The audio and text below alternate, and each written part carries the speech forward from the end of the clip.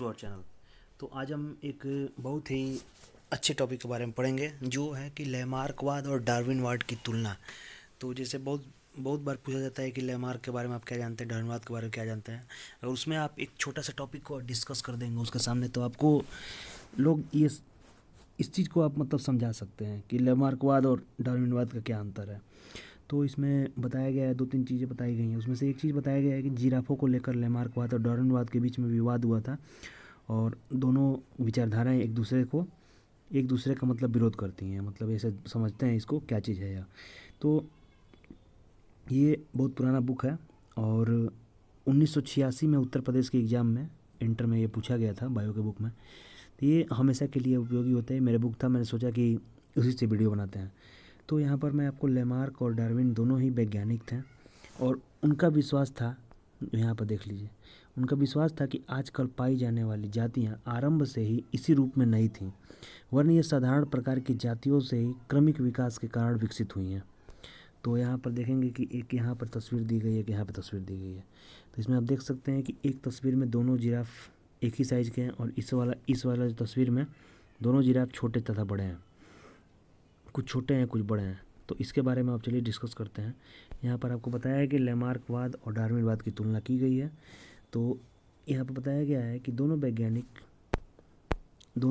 यहाँ पे देखिए कि दोनों वैज्ञानिक विकास के संबंध में एक मत होते हुए भी उसे प्रमाणित करने हेतु भिन्न भिन्न विचारधारा रखते थे। दोनों ही विचारधाराओं की तुलना जिराफ के उदाहरण से आग्रंकित प्रकार से की जा सकती है। यहाँ पर जिराफ को लेकर इन्होंने कुछ बातें कही थी, चलिए उसको सब डिस्कस करते हैं। यहाँ पर देखिए, आप यहाँ पर दो तस्वीर देख सकते हैं। यहाँ पर दो तस्वीर में आप यहाँ पर देखिए, एक तस्वीर है। इसमें देख रहे होंगे कि ये एक बड़ा जिराफ, एक और बड़ा जिराफ, उसके बाद ये छोटा जिराफ और एक और छोटा जिराफ, ये वाला जिराफ। लेकिन इस वाला तस्वीर में देखेंगे कि ये जिराफ और ये जिराफ दोनों बराबर हैं। तो इसमें ये बताया गया है, यहाँ पे देखिए इस वाले बॉक्स में आप पढ़िए, ये लिखा है कि जिराफ के पूर्वज प्रथमतः छोटी गर्दन वाले थे। लगातार लंबे पौधों की पत्ती तक पहुँचने हेतु उनके गर्दन खिंचाव से प्रभावित थे। और ठीक इसी के नीचे आप पढ़ेंगे कि इसमें दिया है कि लगातार लंबे पौधों से भोजन की खोज के कारण अगली पीढ़ी की संतान कुछ लंबी गर्दनें वाली बन गई और अंततोगत्वा गर्दन पर लगातार खिंचाव का प्रभाव पड़ते रहने से आधुनिक लंबी गर्दन वाले जिराफों का विकास हुआ। उसके बाद यहाँ पर डार्विनवाद में ये दिए गए, डार्विनवाद के बारे में बताया गया है कि जिराफ के पूर्वज विभिन्न ऊंचाइयों वाले गर्दन रखते थे और विभिन्नता आनुवंशिक थी।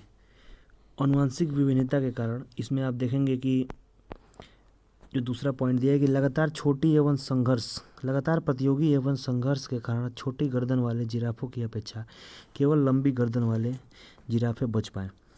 ये वही बन पाई, लंबी गर्दन सबके होने लगे, अभी इस तरह कह सकते हैं। या फिर ये कह सकते हैं कि जो छोटी गर्दन वाले थे उनका विकास नहीं हो पाया और बड़े वाले गर्दन वाले ही सर्वाइव कर पाए। अंततोगत्वा पॉइंट 3 में ये बताया गया कि प्रतियोगिता एवं संघर्ष के फलस्वरूप केवल लंबी गर्दन वाले जिराफ ही बच सके। तो ये चीज़ उनका अंतर था। जिराफों को लेकर इन्होंने दो बातें कही थी, डार्विनवाद और लैमार्कवाद में यही चीज़ इसमें बताया गया है। तो कैसा लगा ये छोटा सा टॉपिक, आप इसके बारे में कमेंट करके बताएं। धन्यवाद।